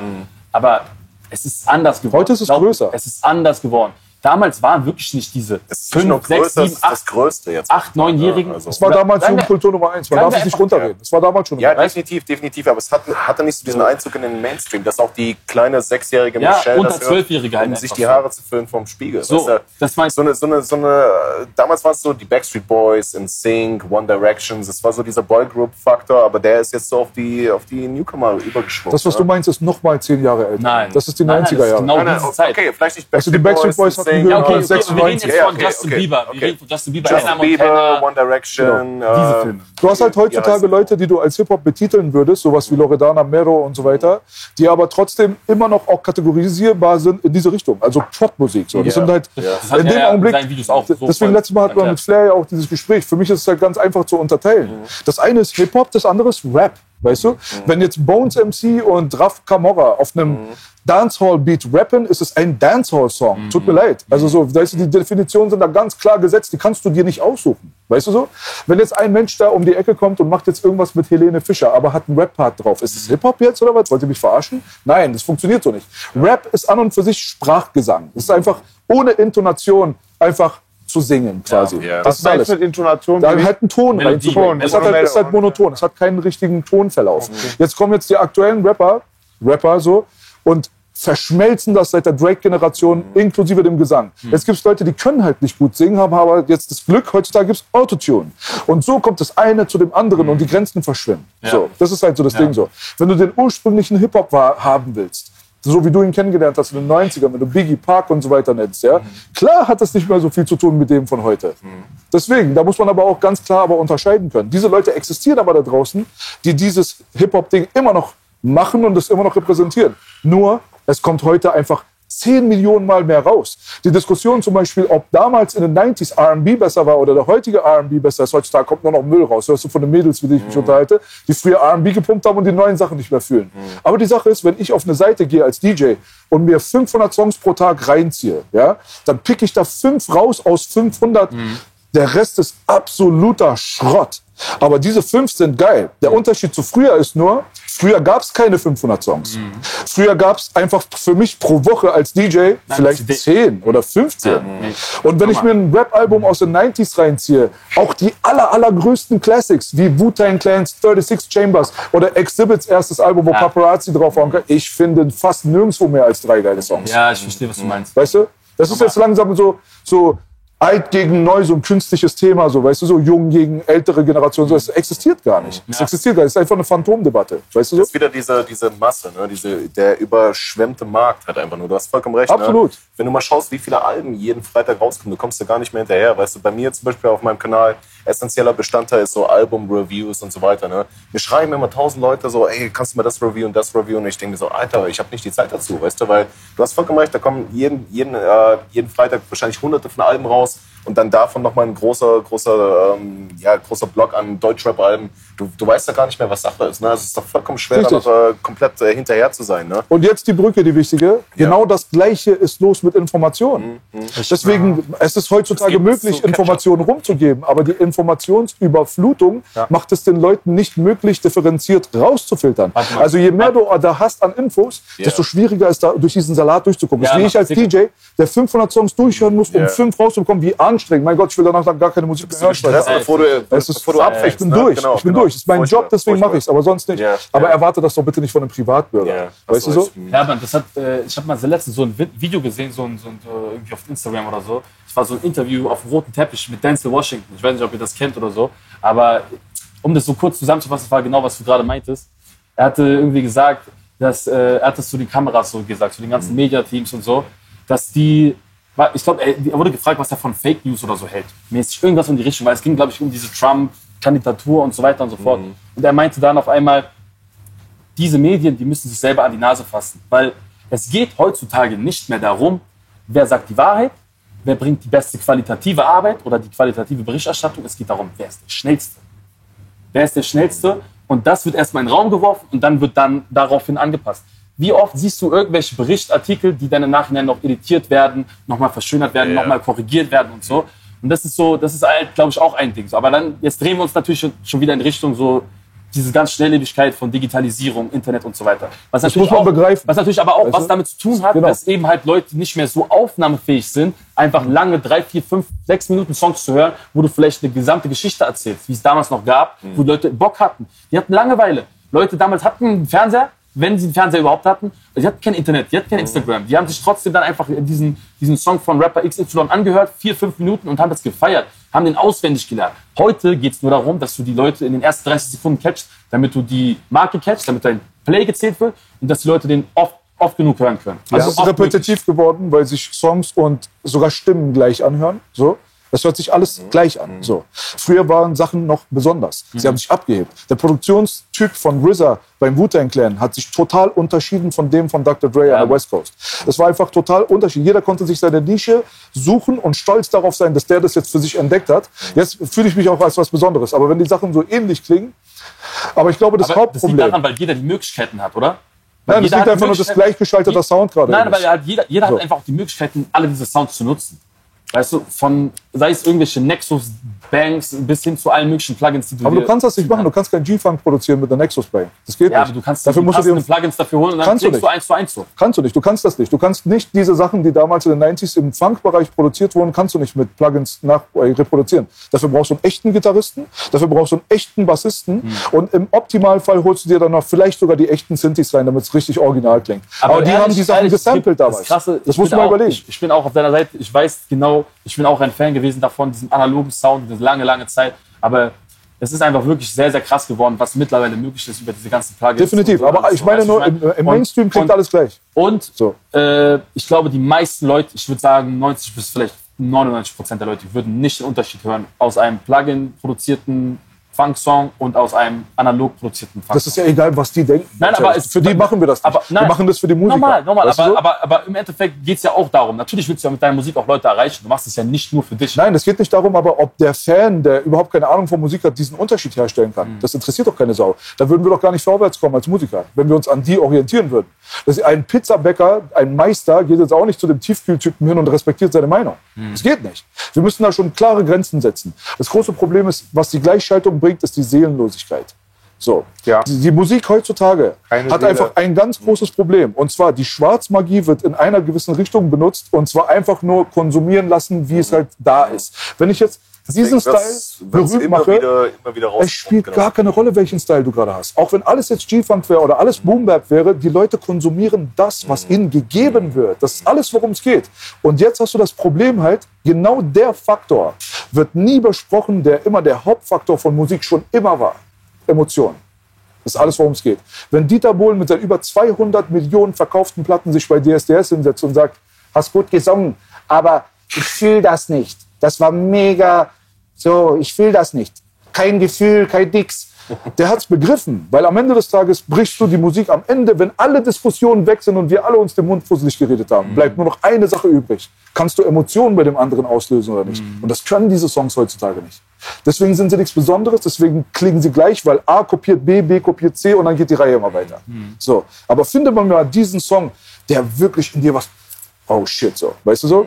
Davon gab es früher ein bisschen mehr. Heutzutage ein bisschen weniger. Es gibt ganz viele Leute, die schaffen nicht mal das Basische des Rappers überhaupt zu bedienen. Ein Rapper zu sein, ist so viel einfacher als ein Sänger zu sein. Die Leute respektieren die falschen Leute da draußen. Deswegen habe ich für die Rap-Industrie noch nie großen Respekt gezeigt. Warum soll ich dich respektieren? Für was? Ich habe Leute kennengelernt, die haben original 20 Jahre lang, haben sie an ihrer Gitarre gesessen und sind Elite. Weißt du, wenn ich mir ein Gitarrensolo von Slash oder von Eddie Van Halen reinziehe, das ist ein Leben lang an Arbeit. Der andere chillt, frisst seine Pizza, kriegt Hartz IV, bumst seine Braut, Alter, kifft 2, 3 und schreibt einen 16er nebenbei. Ich soll vor dem Respekt haben als Musiker? Niemals in meinem Leben. Niemals. Das ist krass. Das ist jetzt übertrieben einfach Produzent oder halt also aus Musikersicht. Ich sehe es einfach nur aus der Sicht, wer macht was und wer chillt einfach nur und ist am richtigen Ort, an der richtigen Zeit. Das ist alles. Nein, weißt du so? Das ist nicht unbedingt richtiger Ort, richtiger Zeit, das ist mehr richtige Inhalte wahrscheinlich. Also ich meine, diejenigen, die vielleicht das, was du gerade beschrieben hast, diesen Lifestyle leben, sind dann vielleicht eventuell diejenigen, die trotzdem den Mainstream jetzt mittlerweile prägen so. Aber das sind eben diejenigen, die halt auch die meisten Leute einfach ansprechen. Die meisten Leute können sich mit denen identifizieren. Die 13-jährigen Kids, die können sich nicht mit jemandem identifizieren, der krass Gitarre spielt. Bro, nur das Handwerk. Ich weiß aber, was er meint. Wisst ihr, was er meint? Warte mal, ich sag das ein Beispiel, was alles erklärt. Ganz einfach. Du kannst als wacker Rapper eine Halle ausverkaufen. Aber du kannst nicht als wacker Gitarrist in einer Band spielen, wo es darum geht, dass die Band funktionieren soll. Ist halt Dann bist du durch. Du kannst nicht. Du musst erstmal ein gewisses Level an Qualität erstmal bieten können.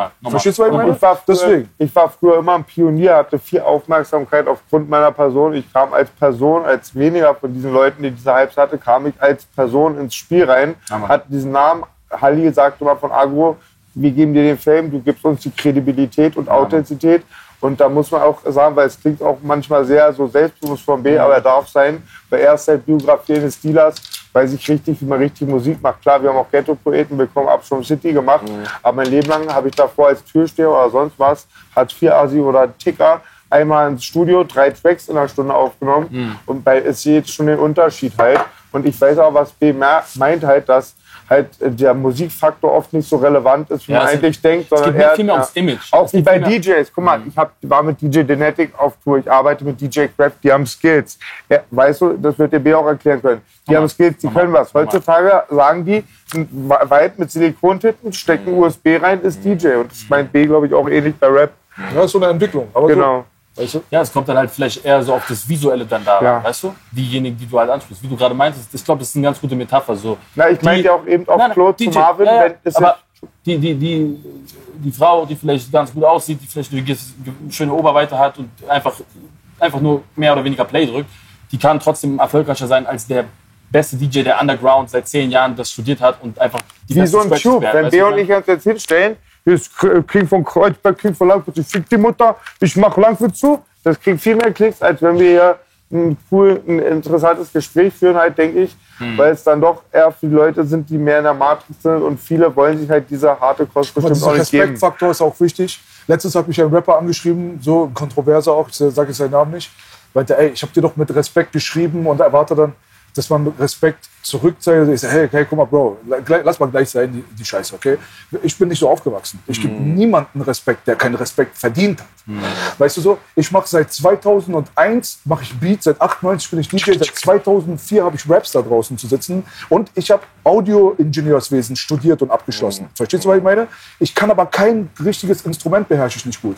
Ich habe jetzt Klavierunterricht angefangen zu nehmen und so weiter und merke, was für ein Hassel das ist, das zu üben, das zu perfektionieren und so weiter. Wie viel Arbeit, wie viel Schweiß, Blut und Tränen dazu gehört, dieses Craft zu perfektionieren. Und in dem Augenblick, wenn ich mich dann mit Prince vergleiche als Musiker, ich sage, ey, ich halte meine Fresse, Bruder, lass mal sein. Der spielt 5 bis 6 Instrumente auf Elite-Level, ja. Der kann, Alter, weißt du, die Chords und die Akkorde und Musik schreiben wie so ein verfickter Mozart und singt auch noch eine der klarsten Kopfstimmen da oben und ist einfach brutal im Songwriting. Jetzt komme ich jetzt daneben so, fühle mich wie ein Kind. Ich habe mein musikalisches Potenzial nie erreichen können. Ich bin jetzt bei 20%. Die Leute, mit denen ich mich unterhalte, für die bin ich Prince. Verstehst du, was ich meine? Aber die sind so großmäulig. Wo ich mir dann denke, ey Junge, was macht dich jetzt so großmäulig? Deine Klicks? Weißt du, was ich meine? Das ist halt immer eine Frage. Wofür willst du deinen Respekt haben? Ich pauschal gebe niemandem Respekt. Ich küsse auch bei uns Kanaken, Opas und so weiter nicht die Hände. Ich gehe nicht pauschal zu mir, der kann ein Kinderficker sein. Warum soll ich dann Hand küssen, Nigger? Weißt du, deswegen, wenn du Respekt haben willst in meiner Welt und so wie ich denke, wie jeder eigentlich den anderen wahrnehmen sollte, ist, wenn du Respekt verdient hast. Ja, bevor du dir diesen Respekt nicht verdient hast, bist du nichts anderes als ein großmäuliger Lutscher mit einer Rolex am Arm. Was ist ein Lutscher mit einer Rolex am Arm? Lutscher mit einer Rolex am Arm. Du kannst der größte Hurensohn sein, aber kannst das dickste Auto fahren und die geilsten Gucci-Klamotten tragen. Dann bist du immer noch der letzte Hurensohn. Es wird sich daran nichts ändern. Ja. Dein Charakter ist das, was dich ausmacht. Deine Taten sind das, wofür du deinen Respekt einfordern kannst. Ja. Nicht dein Bla und Blub. Ja. Worte sind billig. Verstehst du, was ich meine? Und das ist das Problem mit Rappern. Rappern entwickeln so ein riesengroßes Ego, obwohl sie nichts können. Ja. Deswegen sage ich Rap, Hip-Hop ist die Sonderschule der Musik. Ja. Wenn man sich alles anguckt, Klassik, Funk, Hip-Hop, Jazz, dies, das. Hip-Hop ist Sonderschule, Bruder. Aber alle haben so ein Maul. Verstehst du, was ich meine? So? Yeah. Und das stört einen dann irgendwann, weil ich bin so bescheiden mit meinen Skills. Ich denke mir, Prince, niemals, ich vergleiche mich nicht mit dem, Bruder. Du bist, Alter, ich hätte meine Fresse. Wenn ich die Möglichkeit hätte, mit dem Prince zu sitzen, ich würde so zuhören. So. Alles klar. Also, ey, yo, ich bin voll krass, yo. Guck mal meine Klicks im Internet, ich habe 3 Millionen, ich bin ein Rapper. Ja und? Ja. Ja und? Weißt du so? Aber Erfolg hat doch heutzutage auch einen viel größeren Stellenwert. Ne? Es gibt ja so viele Leute, die sich durch Erfolg definieren. Und das ist heutzutage, das ist Hype so, ne? Das ist Mode. Ey, Alter, ich habe mehr Klicks als du hast gar nichts zu sagen. So, ne? Und du bist aber... Genau. Heutzutage ist nicht das erfolgreich, was gut ist. Es wird als gut gegolten, wenn du erfolgreich bist. So automatisch so. Ne? Ja. Und das ist scheiße, Mann. Das ist scheiße. Das ist ein scheiß Trend, Alter. Ne? Die Leute kriegen den Respekt, den sie nicht verdienen. Genau. Also wir wieder bei dem Punkt. Weißt du so? Und die gesellschaftlichen Aspekte werden immer hässlicher werden. Die Kinder, vor allem die Mädels, werden immer weniger Selbstvertrauen haben, weil sie denken werden, ich komme an dieses Idol einfach nicht ran. Ich bin einfach nicht super schön. Schon mit Disney, Film und so weiter. Alle sind immer so geleckt und perfekt. Und die Gesellschaft gibt dir vor, geleckt und perfekt und reich und schön und materialistisch zu sein. Ist aber nicht realistisch für die meisten Leute. Die meisten Leute werden es nicht werden. Was bringt das? Depression. Wie als ich die ersten Pornos gesehen habe bei YouPorn, ich war geschockt. Ich dachte, Mensch, die aber doppelt so groß wie ich. Das ist ja auch nicht der Durchschnitt. Also, verstehst du, was ich meine? Ein bisschen aufzulockern hier das Mal. So, Dave.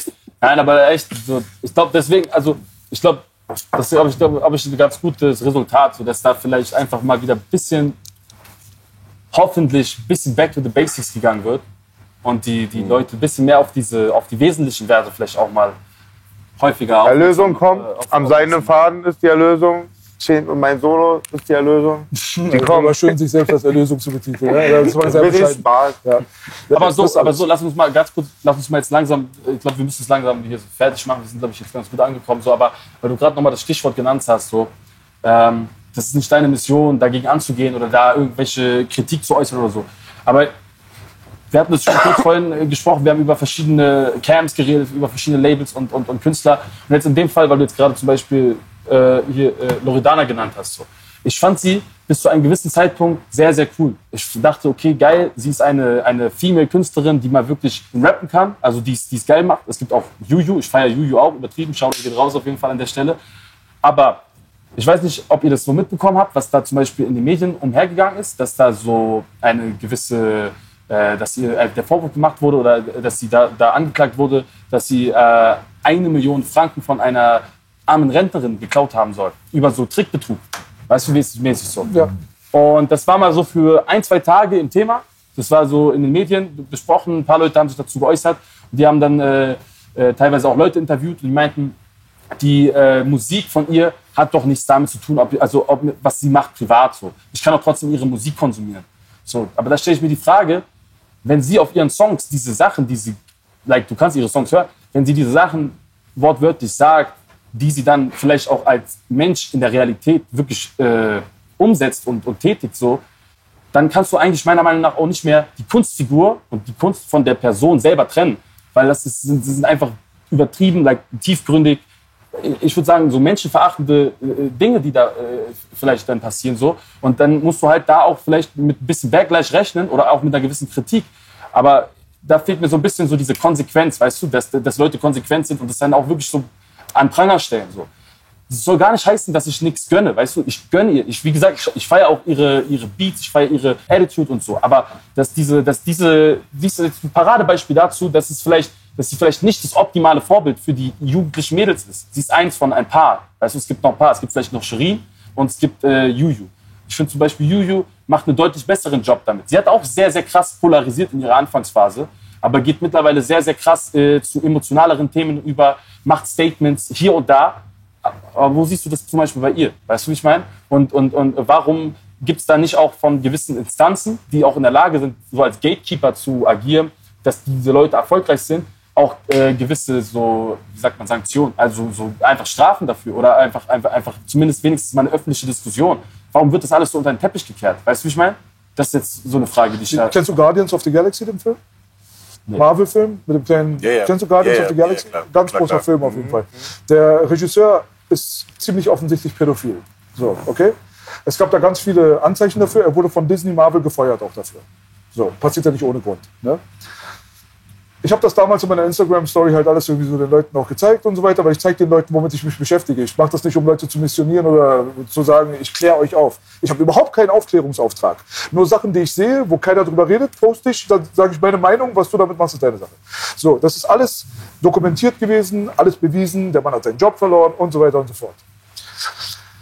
Was ist so bezeichnend für diese Welt, wie solche Sachen dann quasi so einen eigenen, so einen selbstläuferischen Mechanismus entwickeln? Dieser Mann wurde gefeuert. Jetzt wird er Guardians of the Galaxy den nächsten Teil drehen und noch die DC-Filme übernehmen. Eine Petition hat im Internet stattgefunden, wofür sich Leute stark gemacht haben, die gesagt haben, holt ihn wieder zurück, weil wir wollen den Film sehen. Es ist denen egal. Was er gemacht hat. Es ist denen egal. Die sagen, Guardians of the Galaxy ist so ein geiler Film. Es wird keinen anderen Regisseur geben, der diesen Humor und so weiter irgendwie klar machen kann. Wird wieder zurückgeholt und macht jetzt sogar die DC-Filme. So. Die Leute scheißen drauf. Weißt du? Warum ist das so? Ja, das ist halt eine Frage, die müssen wir Poetische, in psychologische Frage. Ja, dann noch mal klar. Wenn das reicht. Ja, vielleicht noch mal. Minimum 2 Stunden. Ja, so. Dann sind wir, glaube ich, ganz gut noch in so eine andere Rubrik jetzt noch ein bisschen abgedriftet. Aber auf jeden Fall, glaube ich, nochmal, um da jetzt so die Kurve zurückzumachen zu dem Kern, was wir eigentlich jetzt hier, sag ich mal, so besprochen hatten. Was denkt ihr so? Wie kann man da jetzt so, wie sollte man als Künstler damit umgehen und vielleicht auch als Konsument? Um jetzt so, sag ich mal, so vielleicht die letzten abschließenden Worte da in den Zusammenhang zu B-Lash hat ein schönes Beispiel mit so einem Gemälde. Wie es auch sagst du mal im Podcast mit der Kopie. Finde ich ein ganz interessantes Beispiel. Wenn du Künstler sein willst, dann kannst du dich malen nach Zahlen machen. Genau. Weißt du musst ein Alleinstellungsmerkmal auf jeden Fall mitbringen, nur so kann es progressiv sein und nach vorne gehen mit der Kunst. Genau. Ansonsten Copy und Paste ist kein Künstler. Also. Das kann einfach jeder. Genau, ein Das schönes ist halt, Beispiel, ja. Das ist halt einfach so. Was Mal jetzt die nach Konsumenten angeht und so weiter und wie sich die Rapper und die Konsumenten verhalten sollen, das ist halt eine Frage, die werden wir nicht klären können. So, weißt du so? Jeder für sich selber muss einfach entscheiden, was für ihn wichtig ist. Und die Aufgeklärtheit, wie gesagt, der Gesamtheit, die wird halt alles andere zum Rollen bringen automatisch. Wenn der Kern und die Wurzel erstmal diese Krankheit erstmal entfernt wird, aber wie kann man da hinkommen? Als allererstes, um ein noch viel, viel komplizierteres Thema jetzt noch viel kürzer zu machen, muss man, wie der Bruder schon vorhin gesagt hat, in seinen eigenen Kreisen anfangen. Man fängt erstmal vor der eigenen Haustür an, am besten vom Spiegel und danach dann in engen Kreisen um dich herum und dann kann man sich erweitern und erweitern und erweitern. Aber einen guten Mindstate zu haben und Gespräche zu führen, wenn du der Meinung bist, dass du was Intelligentes und Gutes irgendwie entdeckt hast, was förderlich ist für deine Gemeinschaft, dann wäre das auf jeden Fall ein guter Ansatz. Und so kannst du das auch mit der Musik machen. Du kannst Leute supporten auf jeden Fall, weißt du, die diesen Krieg gerade auf diesem Schlachtfeld für dich ausfechten, für die Zukunft deiner Kinder, für die Zukunft überhaupt von allen anderen Leuten selbstlos und sich selbst in Gefahr bringen und so weiter. Davon gibt es nicht viele. Ja. Finde sie, supporte sie, weißt du so? Guck weiter, werde Teil dieser Bewegung. Wenn du wirklich der Meinung bist, dass du hier was verändern willst, weil das dich einfach anpisst, wie es gerade der Fall ist, wie es bei 99% der Leuten da draußen ist, dann musst du deine Eigenverantwortlichkeit da drin einfach feststellen. Aber ist es nicht auch ein bisschen Kampf David gegen Goliath mäßig so? Weil diejenigen, die vielleicht... Wer hat den Kampf gewonnen? Noch keiner. David hat den gewonnen. Ja, mit einer kleinen Zwille, wa? Aber Zwille. Ja, so, auf den. Ja, alles geht, Bruder. Ja, normal, definitiv. Aber ich finde, man sollte doch Geduld haben, weißt du, weil sowas lässt sich nicht von heute auf morgen ändern, weißt du, wie ich meine? Und man sieht auch, wenn man auf diese Künstler guckt, wenn man auf kleine Achtungserfolge schaut, es geht nach oben, weißt du, wie ich meine? Aber es geht natürlich nicht von heute auf Platz 1 oder so, weißt du? Man darf nicht immer in Relation setzen, okay, wenn du keine 100 Millionen Klicks hast, bist du ein Loser, bist du ein Flop oder so, weißt du? Wenn du zum Beispiel so einen Künstler verfolgst und du schaust, was der für Zahlen erreicht hat vor 5 Jahren und was der für Zahlen erreicht heute, dann siehst du deine Steigerung. Und dann ist das ein guter Trend. Weil, so, das Ding ist, das hatte ich ja auch vorhin schon angesprochen, diese Zahlen sind nichts mehr wert heutzutage. Vielleicht, die sind wirklich nichts wert. Und das mussten die Leute mal anfangen zu begreifen. Egal ob die Streaming-Plattform oder YouTube, die Zahlen sind nichts wert. Like nichts, ehrlich gesagt. Es gibt einfach Mechanismen, sei es durch Playlists oder sei es auf YouTube durch einfach Geld, was du in Werbung schalten kannst, dass es garantiert so und so viele Leute sehen. Und wenn du die finanziellen Mittel hast, dann kannst du dafür sorgen, dass dieses Video einfach so und so viele Millionen Aufrufe in den ersten paar Tagen bekommt. 100%. Und das sind reale Klicks. Das sind keine es sind gekaufte Klicks. Zu tun mit Hip-Hop hat das halt gekaufte, ehrliche Klicks. Das darfst du nicht vergessen. Was du machst, ist der Kapitalismus und der Materialismuskritik. Das spiegelt sich einfach nur wieder in der Kunst, die du jetzt gerade verkörperst. Guck mal, aber das ist ja neu. Dieser Mechanismus ist ja ganz neu. Es gab nicht früher die Möglichkeit, dass Universal gesagt hat, okay, komm, wir haben jetzt hier eine Britney Spears, die bringt ein neues Album und wir haben garantiert in der ersten Woche diese und jene Albumverkäufe. Sie mussten immer pokern. Die haben viel mehr, das war viel mehr Aufwand. Du musstest die Gesellschaft für dich gewinnen. Du musstest physisch Poster in der ganzen Stadt verteilen, auf dem ganzen Land, auf der ganzen Welt, damit dieses Album verkauft wird. Du musstest physisch Das Prinzip ist aber ähnlich. Und die haben auch früher immer ihre eigenen Platten. Es ist aber heutzutage viel schnell. Nein, Manipulation gab's schon immer. aber ja, normal. Aber heutzutage ist es viel einfacher. Heutzutage ist es viel einfacher. Es ist viel einfacher. Und das Ding ist, die Leute checken das nicht. Das habe ich ja vorhin schon gesagt, dass bitte sich die Leute mal darüber informieren sollen. So. Weil es ist einfach Fakt, dass diese ganzen Klicks nichts wert sind. Wirklich. Ich sag ehrlich, ich weiß es selber. So, weißt du, wenn ich die Möglichkeiten hätte, natürlich, man würde vielleicht mehr Geld reinstecken, damit es mehr Leute sehen und potenziell mehr Leute dann auch konsumieren, langfristig und hören. Weißt du, wie ich meine? Weil du kannst ja auch gezielt deine Zielgruppen einstellen und dann die richtigen Leute erreichen, die das dann auch potenziell feiern werden. Und so funktioniert das eben genau bei dieser jungen Generation. Die haben einfach enormes Kapital. Wir reden jetzt hier nicht nur von 10, 20, 30, 40, 50.000 Euro, sondern teilweise wirklich Riesenbudgets für ihre Produktion. Sei es die Videos oder seien es eben die Promotion-Aktivitäten. Und das bringt einen kompletten, verzerrtes Bild von dem, was noch gerade wirklich, echt ist oder was fake ist. Du darfst das nicht auf eine Ebene stellen, weißt du? Du darfst nicht einen Mero mit seinen 100 Millionen Klicks auf eine Ebene stellen mit einem, der vielleicht ein Real-Keeper ist, weißt du, der auch wirklich versucht, Werte zu vermitteln, der versucht, in der Welt nachhaltig etwas zu verändern. Den darfst du nicht damit vergleichen, weißt du? Ich rede einfach nur davon, wenn der in seinem kleinen Kosmos trotzdem homogen wächst, über die Jahre hinweg, nicht von heute auf morgen auf Platz 1 in den Singlecharts ist, das darfst du nicht erwarten. Dann bist du enttäuscht, dann wirst du depressiv. Dann denkst du, die ganze Welt ist scheiße, dann denkst du, es gibt keinen Ausweg aus dieser Scheiße und alles drum und dran. Aber wenn du siehst, dass der in seinem kleinen Kosmos, ohne ihn auf ein Mero-Level zu heben und ihn dagegen also als Flop abzustempeln, wenn du siehst, dass der wächst, dann ist das doch was Schönes, weißt du, wie ich meine? Und dann sind wir auf einem guten Weg. Klar, dieser Weg ist langsam, dieser Weg ist steinig, dieser Weg ist mit vielen Hürden geebnet und alles drum und dran. Aber du siehst auf jeden Fall, dass diese Leute auch nicht an Relevanz verlieren, sondern sehr, sehr langsam vielleicht auch zu langsam, aber irgendwie noch stetig an Gewicht. Sehr langsam gewinnen. So, Nochmal, das ist sicher bei vielen Künstlern.